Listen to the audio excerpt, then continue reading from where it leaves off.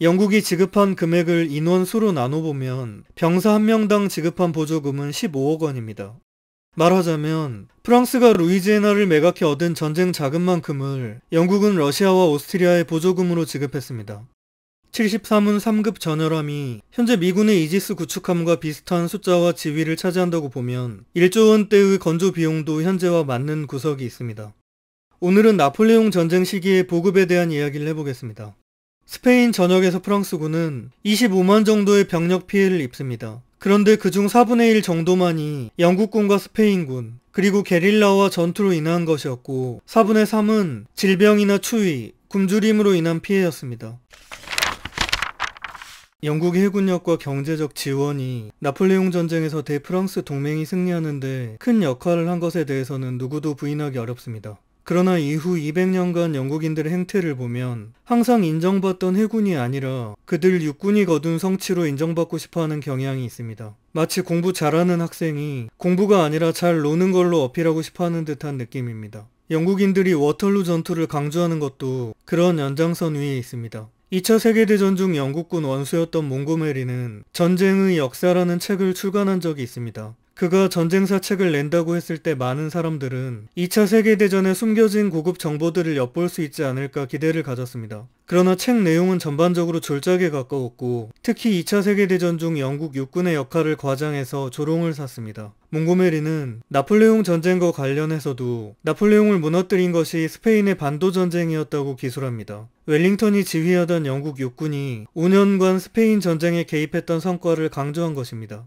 20년간 육상에서 나폴레옹을 상대했던 오스트리아, 프로이센, 러시아 3개국 입장에서는 영국이 자신들의 육군을 부각시키는 것을 보면 혀를 찰 일입니다. 나폴레옹 전쟁 당시 영국 인구는 1000만 정도로 프랑스의 3분의 1에 불과했습니다. 게다가 영국은 인구 중 2%인 20만 정도를 해군과 각종 선원으로 우선적으로 동원해야 했습니다. 그러고 난 후에 영국이 동원할 수 있는 육군 병력은 최대 20만 정도였습니다. 문제는 이 숫자가 국내 아일랜드와 스코틀랜드의 치안 유지를 위한 병력뿐 아니라 전세계 식민지들의 주둔군을 포함한 것이었다는 사실입니다. 따라서 영국이 해외 원정에 동원할 수 있는 육군은 근본적으로 10만을 넘기 어려웠습니다. 이는 약 40년 전 영국이 인구 250만인 미국과의 독립전쟁을 포기한 배경이기도 했고 나폴레옹 전쟁에서 유럽 각국에 대해 경제적 지원에 전념했던 원인이기도 합니다. 나폴레옹 전쟁 기간 중 영국이 가장 위태로웠던 순간은 트라팔가 해전 직전인 1805년이었습니다. 두 차례의 대프랑스 동맹군을 패퇴시킨 나폴레옹은 영국 상륙을 위해 도버 해협 건너편 해안도시 블로뉴에 18만 이상의 육군을 집결시킵니다. 건너편에서 프랑스군이 집결하는 것을 빤히 보고 있었던 영국에게는 두 가지 안이 있었습니다. 첫 번째는 러시아와 오스트리아에게 보조금을 줘서 유럽 대륙에서 프랑스에 대항한 전쟁을 일으키는 안이었습니다. 영국은 러시아와 오스트리아에게 대프랑스 전쟁에 동원하는 병력 10만 명당 150만 파운드의 지원금을 지급했습니다. 당시 영국의 1년 세출이 1억 파운드였으니까 정부 지출의 1.5%에 달하는 액수입니다. 현재 세계 최강국인 미국의 2024년 예산이 1경원인데 그 1.5%라고 치면 150조 원씩을 지급한 셈입니다. 영국이 지급한 금액을 인원수로 나눠보면 병사 한 명당 지급한 보조금은 15억 원입니다. 반대로 이때 나폴레옹은 영국 공격 비용을 마련하기 위해 루이지애나를 미국에 8천만 프랑에 매각합니다.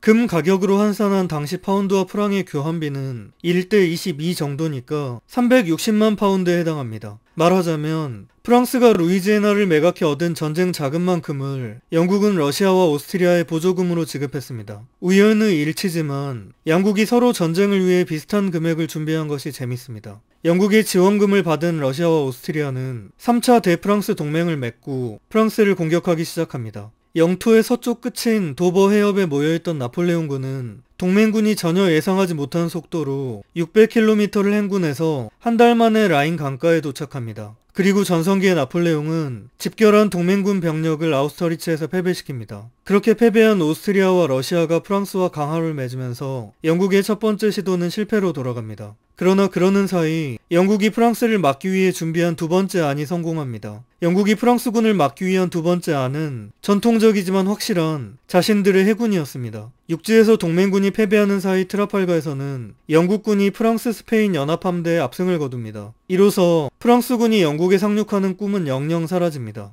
당시 세계 1위 해군국은 영국이었고 프랑스와 스페인은 각각 2위와 3위 해군국이었습니다. 18세기 초에 있었던 스페인 왕위 계승 전쟁 결과 스페인의 왕위는 프랑스와 같은 부르봉 왕가로 결정됩니다. 스페인 왕가 입장에서는 일가 친척인 루이 16세가 프랑스 혁명으로 추출되는 과정이 기분 좋을 리 없었지만 아직까지는 양국의 동맹 상태가 유지되고 있었습니다. 프랑스와 스페인 두 국가의 해군을 합치면 숫자상으로는 영국 해군과 비슷한 수준에 달했습니다. 전성기를 지난 스페인의 국력은 많이 쇠퇴했지만 피레네 산맥 너머 프랑스로부터의 육상의 위협을 배제한 채로 해군력을 위주로 육성한 결과이기도 했습니다. 물론 그로 인해 몇 년 후에는 나폴레옹의 침공을 받아 게릴라와 영국군의 도움으로 저항하는 처지가 됩니다. 나폴레옹은 과거 이집트 원정에서 6,000명의 육군을 알렉산드리아에 상륙시키는데 하루가 넘게 걸렸던 경험이 있습니다. 나폴레옹도 영국의 18만의 육군을 상륙시키기 위해서는 단순히 몇 시간 정도를 버는 정도로는 불충분하고 며칠의 시간이 필요하다는 것쯤은 알고 있었습니다. 그리고 이 정도의 시간을 영국 해군이 상륙을 지켜만 볼 리 없기 때문에 영국 함대를 모두 제거해서 제해권을 잡고 있지 않고서는 불가능한 일이었습니다.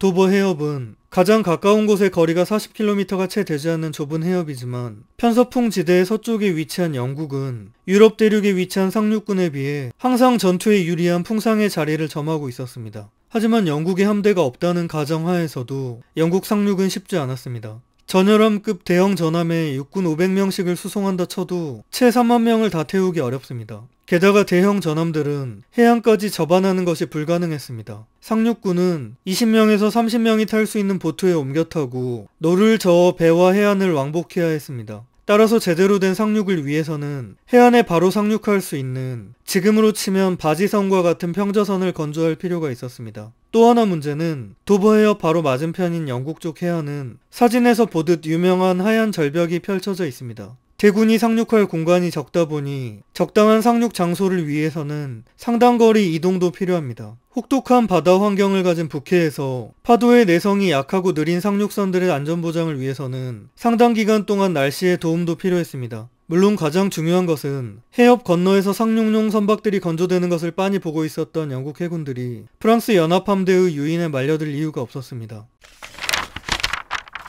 역사 속 기록들을 보면 당시의 화폐 단위가 등장할 때가 많습니다. 나폴레옹 전쟁 시기만 하더라도 파운드와 프랑으로 표시된 수많은 배상금들과 전쟁 비용이 등장합니다. 루이지애나 판매 금액도 그중 하나입니다. 그런데 많은 역사서술자들이 해당 금액들이 당시에는 어느 정도 가치였고 현재로 치면 어느 정도인지를 구체적으로 설명하지 않는 경우가 대부분입니다. 저는 과거 기록에 남겨진 금액들이 현재로 치면 어느 정도 가치였을지 나름의 방식으로 계산해 보는 것을 즐기는 편입니다. 자료량이 많고 현재로부터 그리 멀지 않은 과거인 나폴레옹 시대를 살피는 것은 난이도도 그리 높지 않습니다. 말이나 갑옷 같은 비교적 작은 물건들의 가치를 따질 때는 금이나 은 등 기준이 되는 주요 물품 가격과의 비교로도 충분할 때가 많습니다. 그동안 금값이 100배 올랐다면 기록된 과거 금액의 100배 한 정도를 현재 가치라고 얼추 감을 잡을 수도 있습니다. 그러나 과거와 지금의 경제 규모 차이가 확연하다 보니 물건 가격을 기준으로 계산하다 보면 영토의 거래나 전쟁 배상금 같은 큰 금액의 무게감이 제대로 반영되지 않곤 합니다.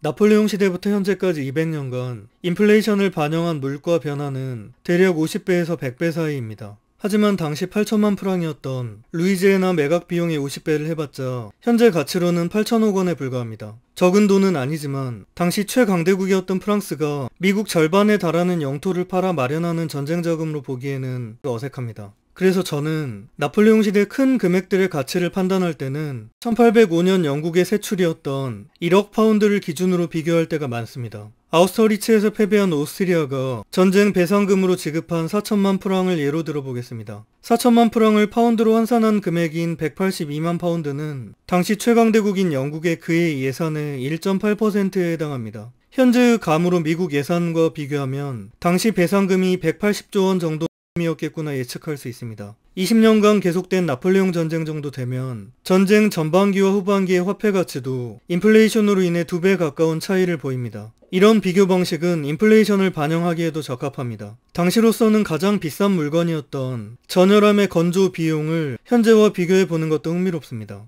넬슨 제독의 기함이자 104문의 대포를 탑재한 1급 전열함이었던 HMS 빅토리의 당시 건조 가격은 65,000파운드였습니다. 이는 환율과 물가 상승률로만 계산한다면 현재 화폐 가치로 100억 원대에 불과합니다. 해군 최강국이었던 영국이 열척 안되게 보유했던 1등급 전열함 가격으로 보기에는 부족한 구석이 있습니다. 반면 예산에서 차지하는 비중으로 환산해본 가격은 6.5조 원이니까 항공모함 건조 비용 정도 된다고 봐줄만 합니다. 영국 해군이 최대 100척까지 보유했던 74문 3급 전열함의 건조 비용은 HMS 빅토리의 4분의 1 수준이었습니다. 74문 3급 전열함이 현재 미군의 이지스 구축함과 비슷한 숫자와 지위를 차지한다고 보면 1조 원대의 건조 비용도 현재와 맞는 구석이 있습니다. 3차 대프랑스 동맹군이 1805년 아우스터리츠에서 나폴레옹에 패배할 때까지만 해도 아직 전의를 완전히 상실한 것은 아니었습니다. 그러나 1년 후인 1806년 4차 대프랑스 동맹군이 예나와 아우어슈테트에서 압도적으로 패배한 이후 더 이상 유럽 대륙에 나폴레옹과 싸울 나라는 남지 않았습니다. 수도를 점령당한 프로이센은 굴욕적인 강화 조약을 맺습니다. 러시아는 프랑스와 동맹을 체결하고 오스트리아도 나폴레옹과 혼인 동맹을 맺습니다. 이로써 후방이 편안해진 나폴레옹은 직접 스페인 원정을 시작할 수 있게 됩니다. 이때부터 러시아 원정을 가기 전까지 몇 년간이 나폴레옹의 전성기였습니다. 반대로 영국 입장에서는 4차 대프랑스 동맹이 무너지면서 나폴레옹 전쟁 기간 중 두 번째로 위험한 순간이 다가왔습니다. 나폴레옹이 스페인을 공격하기 시작한 순간 유럽에 영국과 함께 싸울 국가가 남지 않았습니다. 지중해의 영토들을 보유하고 있던 영국 입장에서는 스페인의 끝단 지브롤터가 지중해의 관문의 역할을 했기 때문에 스페인의 육군 파병을 결정합니다. 그러나 영국군은 스페인 전역 대부분의 기간 동안 포르투갈의 해안에 가까운 방어 진지들에 틀어박혔습니다. 베네치아가 오스만 투르크에 맞서 지중해 연안에 요새들을 짓고 버틴 것이나 독립전쟁에서 네덜란드가 스페인에게 요새들을 점령하기 위해서는 희생을 강요한 것과 비슷한 전술이었습니다. 웰링턴의 신중한 전술은 들인 비용에 비해 눈에 보이는 성과가 적었고 그로 인해 웰링턴의 역량을 무시하는 평가도 있습니다. 계급과 직위를 돈으로 사는 영국군의 전통도 능력 본위였던 프랑스와 대비돼 프랑스군으로부터 조롱의 대상이 됐습니다. 프랑스군은 병사에서 시작해 원수에 오른 인물들이 여러 존재하고 황제인 나폴레옹부터가 입지전적인 인물이었습니다. 반면 영국군은 모든 지휘관이 귀족 중에서도 직위를 살 능력이 있는 사람 중에서 결정됐습니다. 지금이야 결과적으로 스페인 전역이 나폴레옹을 무너뜨리는 데 큰 역할을 했다는 평가를 받지만 결과가 나오기 전이었던 당시는 밑빠진 독처럼 여겨졌을 만도 합니다. 프랑스와 달리 영국은 병력 소모를 감당하기는 어려웠지만 가진 돈과 시간의 강점이 있었습니다. 당시는 탄약과 부싯돌의 높은 가격 때문에 실사격 훈련이 어려웠습니다. 프랑스군의 훈련 장면을 묘사한 소설에서는 부싯돌이 닳지 않도록 나무로 부싯돌을 막아놓고 연습하는 장면도 등장합니다. 그러나 영국은 나폴레옹 전쟁 기간 중 유럽 국가들의 막대한 지원군뿐 아니라 머스킷총 100만 정을 공급한 나라였습니다. 고저차가 심했던 스페인의 지형에서 영국군은 머스켓에 비해 장거리 정밀 사격이 가능했던 라이플을 적극 활용하기도 합니다. 95 라이플 연대를 다룬 샤프 시리즈 중에서는 멀리서 접근하는 프랑스군 병사들을 원거리에서 한 명씩 저격하는 장면이 등장합니다. 원거리 저격이 가능했던 영국의 라이플맨들은 부대기를 든 기수만 저격하고 기수가 쓰러지면 다른 사람이 이어받는데 계속해서 다음 기수만을 공격합니다. 원래 샤프 시리즈는 다소 코믹한 분위기의 드라마인데 자신이 죽을 것을 알면서도 부대기를 집어드는 프랑스군의 모습이 꽤나 인상적이었던 장면이었습니다. 스페인 전역 내내 병력상으로는 우위에 있던 프랑스군이었지만 시야 30km 밖 바다 어디에 영국군 함대와 상륙군이 위치하는지 알 방법이 없었습니다. 따라서 프랑스군은 많은 병력이 해안 도시와 점령지 곳곳에 주둔하느라 흩어져야 했습니다. 스페인 게릴라 때문에 소규모 정찰이나 부대 간 연락이 어려운 것도 문제였습니다. 영국군이 없는 틈을 타서 프랑스군이 한때 리스본을 점령한 적도 있지만 섣불리 공격했다가 상륙군에 포위당할 위험 때문에 공격을 유지하기 어려웠습니다. 잠시 나폴레옹이 친정을 온 동안에 스페인으로 휩쓸기도 했지만 계속 본인이 신경을 쓸 수 없었기 때문에 무능한 형을 왕으로 앉히고 여러 원수들에게 전선을 맡겨야 했습니다. 스페인 전역에 신병들이 우선적으로 배치된 것도 프랑스군의 피해 규모를 키웠습니다. 지난 여러 영상들에서 행군과 보급에 대해서 언급한 적이 있는데 오늘은 나폴레옹 전쟁 시기의 보급에 대한 이야기를 해보겠습니다. 철도가 등장하기 전까지는 2000년 전인 로마 시대나 200년 전인 나폴레옹 시대나 행군 속도나 방식에 큰 차이가 없었습니다. 오히려 포병의 등장으로 옮겨야 할 무게가 늘어나다 보니 행군 속도는 더 줄어들었습니다. 나폴레옹군의 일평균 행군 거리는 24km였고 한 달 정도의 장거리 행군에서는 일평균 20km의 속도로 최대 600km까지 이동할 수 있었습니다. 수송의 대부분을 책임지는 것은 여전히 말이었는데 말은 물과 건초를 사람의 15배가량 소모했습니다. 나폴레옹 전쟁 당시 프랑스군이 타국 군대에 비해 행군 속도가 빨랐던 데는 보급 능력 차이도 있었지만 적극적인 현지 징발이 영향을 미쳤습니다. 나폴레옹은 감자가 나지 않은 계절에 원정은 어렵다는 말을 한 적이 있습니다. 수십만의 병력이 이동하는 길 옆 목초지는 금방 말먹이로 소진됐고 곧 보리나 귀리, 밀을 베어 먹여야 했습니다. 프랑스군이 1812년 러시아 원정의 출발일을 6월로 정한 것도 진경로에 있는 밀이나 귀리, 감자 등을 먹일 수 있도록 날짜를 조정한 영향도 있습니다. 프랑스군은 현지 징발의 효율성을 높이기 위해 대군이 한 방향으로 이동하기보다 여러 개의 군단이 다른 길로 이동한 후에 목적지에서 집결하는 데 능숙했습니다. 러시아 원정 출발 전 집결지였던 프로이센은 전 국토가 60만 병력의 현지 징발처가 되면서 프랑스에 대한 원한이 높아집니다. 군대는 식량뿐 아니라 옷과 신발 등도 현지에서 조달했습니다. 당시 병사들이 신던 신발은 행군 시 3달을 버티기 어려운 소모품이었기 때문에 민간에서 징발하는 주요 품목 중 하나였습니다. 로마 시대처럼 상인을 이용하기도 했지만 수십만에 이르는 병력으로 인해 지역 내 식량 가격이 금방 폭등했기 때문에 시장 가격으로 거래하는 데는 한계가 있었습니다. 현지 징발에는 무질서한 약탈과는 다른 나름의 규칙이 있었습니다. 말먹이를 조달하는 데 통제가 없다면 선발대의 말들이 밀밭을 어지럽혀서 민간의 피해만 발생한 채 뒷부대의 말들은 이용하지도 못한 채 훼손될 수 있었습니다. 또 징발한 물품이 군용품으로 쓰이지 않고 병사들의 개인 전리품으로 착복될 우려도 있었습니다. 프랑스군의 병참장교들은 현지에서 식량이나 물건을 징발한 후에 징발한 물품의 수량과 날짜를 적은 전표를 배부했습니다. 그렇게 전쟁이 승리로 끝나면 모인 전표들은 패전국의 부담으로 떠넘겨졌습니다. 그러나 오스트리아나 프로이센 등 패전국 정부가 징발당한 자국 민간인들에게 제대로 된 보상을 했을지는 의문입니다. 프랑스군은 징발한 물건 중 남은 물건은 갖고 가거나 다시 되팔아서 이중의 이익을 남겼습니다. 프랑스군의 승리가 이어지는 중에는 그런 선순환 구조가 이어질 수 있었습니다. 특히 나폴레옹 전쟁 초반은 북이탈리아나 네덜란드, 독일의 작센이나 함부르크 등 상업과 도시가 발달했던 지역이 전장인 경우가 많았습니다. 이들 지역의 전쟁 비용을 전가하면서 프랑스는 비용 부담을 덜 수 있었습니다. 하지만 스페인 전역은 이와 달리 식량조차 만성적으로 부족한 척박하고 가난한 지역이었습니다. 스페인 전역에서 프랑스군은 25만 정도의 병력 피해를 입습니다. 그런데 그중 4분의 1 정도만이 영국군과 스페인군, 그리고 게릴라와 전투로 인한 것이었고 4분의 3은 질병이나 추위, 굶주림으로 인한 피해였습니다. 그림에서 보듯 스페인은 남한의 5배 정도 면적이고 포르투갈을 더한 이베리아 반도 전체의 면적은 남한의 6배로 꽤 넓은 지역입니다.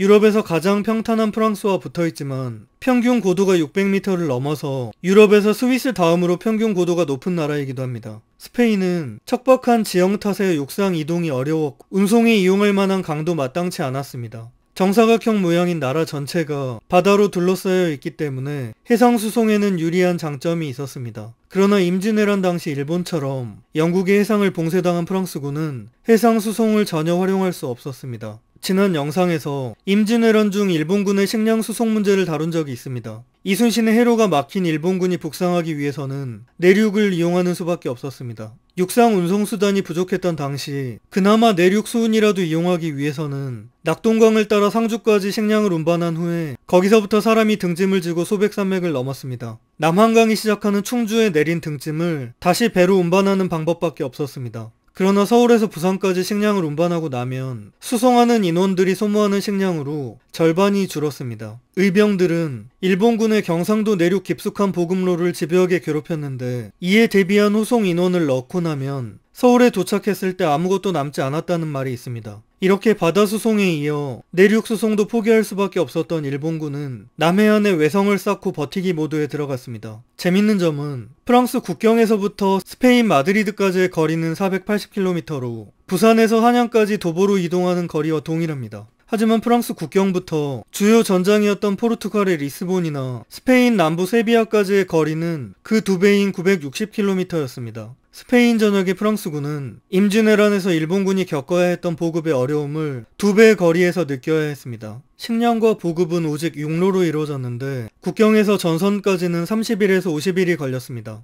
작은 규모로 이동하면 게릴라의 습격을 받았고 큰 규모로 이동하면 그만큼 많은 병력이 묶이고 호송 비용의 증가로 남는 보급품이 줄었습니다. 전투가 계속될수록 보급선이 멀어지면서 고통이 증가했던 프랑스군과 달리 영국군은 전선이 이동하더라도 가까운 해안으로부터 보급이 가능했습니다. 스페인 전역 후반으로 갈수록 프랑스군이 밀리면서 점차 프랑스 국경과 가까운 바스크와 카탈루니아 지방으로 전선이 이동합니다. 그러자 리스본으로부터 육상 운송을 받을 필요가 없던 영국군은 비스케이만의 스페인 북부 바스크 지방 항구들을 이용하면서 영국 본토와의 수송거리는 오히려 짧아집니다. 스페인 전역의 영국군은 느린 속도로 동맹인 스페인군의 원성을 샀습니다. 스페인군과 몇 번의 전투를 경험한 웰링턴은 스페인군에 대한 신뢰가 없었고 기습하지 않은 스페인군의 의견을 따르지 않았습니다. 프랑스군과 전투 중인 스페인군이 식량을 댈 테니 병력만 보내달라고 아우성을 치더라도 웰링턴은 보급 기지를 갖춰가며 차분히 전진하는 경우가 아니라면 움직이지 않았습니다.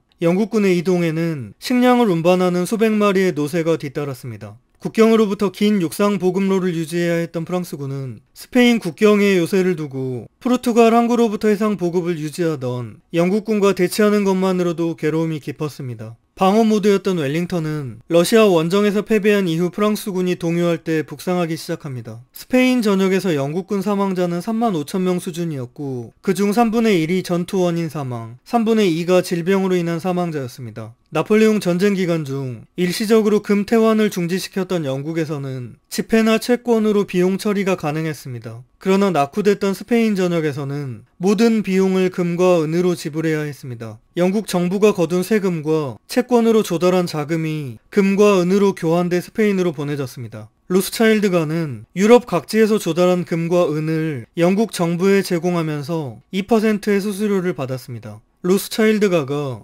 스페인까지 육로로 직접 금을 수송한 이야기라든지 워털루에서 패배했다는 허위 소문으로 국채를 저가 매입한 후에 큰 이익을 챙겼다든지 하는 신화 같은 이야기들도 전해집니다. 사실 여부는 모르겠지만 로스차일드는 웰링턴이 설령 워털루에서 패배했더라도 결국 승리할 영국 정부에 베팅했을 것이 분명합니다. 흔히 나폴레옹 몰락의 계기를 러시아 원정 실패로 보고 마지막 운명이 결정된 것은 워털루 전투라고 이야기합니다. 그러나 이런 인식은 영국이 자신들의 군사적인 기여를 과장한 것에서 기인합니다. 워털루 전투에서 웰링턴이 이끌던 영국군은 7차 대프랑스 동맹군의 선발대에 가까웠습니다. 그나마도 앞에서 말한 병력 충원의 문제로 워털루 전투에 동원됐던 병력 10만 중에서 영국인은 4만에 불과했습니다. 나머지 60% 병력은 4만의 독일인과 2만의 네덜란드 벨기에인으로 구성되어 있었습니다. 이제 막 벨기에에 상륙했던 영국군 다음으로 프랑스 국경에서 가까웠던 군대는 블리어가 이끄는 프러시아군이었습니다. 나폴레옹은 웰링턴의 영국 육군과 블리허의 프로이센군을 진지한 싸움 상대로 여기지 않았습니다. 프로이센의 블리허는 그전에 나폴레옹에게 여러 차례 패배한 적이 있었고 워털루 전투 며칠 전에 벌어진 서전에서도 패배했습니다. 러시아 원정 실패 이후 나폴레옹은 프랑스 국민들에게 내심 스페인에서 게릴라들이 보였던 전의를 기대했습니다. 당시 파리는 인구 60만이 넘는 유럽 최대의 도시였고 상당한 방어시설을 갖춘 성곽 도시였습니다. 지금도 그때의 방어시설들이 상당 부분 남아있을 정도입니다. 그러나 오랜 전쟁의 피로감을 느끼던 파리 시민들은 6차 대프랑스 동맹군에 저항하지 않고 방어를 포기합니다. 파리가 점령당한 것은 100년 전쟁 이후 400년 만의 일이었습니다. 그때 파리 외곽의 야전에서 동맹군들을 상대하고 있던 나폴레옹은 파리의 항복 소식을 듣고 인구 60만의 도시가 단 하루도 라면서 한동안 말을 잇지 못할 정도로 충격을 받습니다. 이로 인해 엘바섬으로 유배를 갔다 돌아와 다시 권력을 잡은 나폴레옹의 선택지에 더 이상 방어는 없었습니다. 나폴레옹은 충성심과 전투력 모두 가장 강력했던 다부 원수와 약간의 병력을 파리에 남겨두고 워털루로 출발합니다. 1년 전에 있었던 원수들의 배신과 파리의 항복을 염두에 둔 행동으로 보입니다. 나폴레옹은 각지에서 공격해 들어오던 동맹군들 중에서 영국군을 먼저 해결한 후에 이후 도착할 러시아와 오스트리아 본대와 싸울 생각을 했습니다. 그는 수도 파리에서 가장 가까운 곳에 있었고 상대적으로 무시하던 영국과 프러시아군에 대해 각계격파를 시도합니다. 주로 영국 관점에서 서술된 워털루 전투 기록들을 보면 여러 우연과 불운이 겹쳐 나폴레옹이 패배한 것처럼 그려질 때가 많습니다. 그러나 오랜 전쟁을 겪은 프랑스군은 과거 전성기였던 아우스터리츠 때와 같지 않았습니다. 프랑스군은 지난 20년의 전쟁 기간 동안 200만을 손실했고 베테랑들이 고갈된 자리는 훈련되지 않은 어린 병사들로 채워졌습니다. 러시아 원정에서 손실한 엄청난 숫자의 말들로 인해 기병의 숫자는 끝까지 채워지지 못했습니다. 혹자는 프랑스가 러시아 원정에서 잃은 17만 필이 넘는 훈련된 말들이 이후 라이프치히부터 워털루까지 패배의 가장 큰 원인이라고 주장하기도 합니다. 1805년 아우스터리츠 전투에서는 프랑스 자연 국경 밖에서 징집된 병사 비중이 20% 정도에 불과했습니다. 그러나 1812년 러시아 원정에 모인 병력 60만 중 절반 이상이 점령지 출신들로 채워졌습니다. 라인 연방 등에서 강제 징집된 독일어를 쓰는 병사들의 대부분은 사기가 낮았고 추위나 보급이 부족한 상황에서 대거 탈영으로 이어졌습니다. 러시아 원정의 실패 원인으로 점령지에서 동원된 병력들이 대거 탈영하면서 군기를 해친 것을 꼽는 의견이 많습니다. 사실 워털루 전투 결과를 떠나서 나폴레옹의 운명은 어느 정도 결정돼 있었습니다. 워털루 전역 외에도 7차 대프랑스 동맹의 본대인 러시아와 오스트리아군이 동쪽으로부터 다가오던 중이었습니다. 스웨덴과 스페인, 바이에른을 포함한 독일 영방 국가들도 프랑스 국경을 넘을 준비를 마쳤습니다. 마지막까지 프랑스 편으로 남은 것은 폴란드뿐이었는데 슬프게도 그들에게는 다른 선택지가 없었기 때문입니다. 나폴레옹이 워털루에서 승리하고 후속 동맹군마저 이겼더라도 유럽 각국은 영국의 지원을 받아 나폴레옹을 무너뜨릴 때까지 대프랑스 동맹을 조직했을 것입니다. 워털루에서 패배한 나폴레옹을 적당한 곳에 유배시키려던 다른 국가들과 달리 다시는 재기할 수 없도록 자신들이 관리하던 세인트 헬레나에 가둔 것도 영국입니다.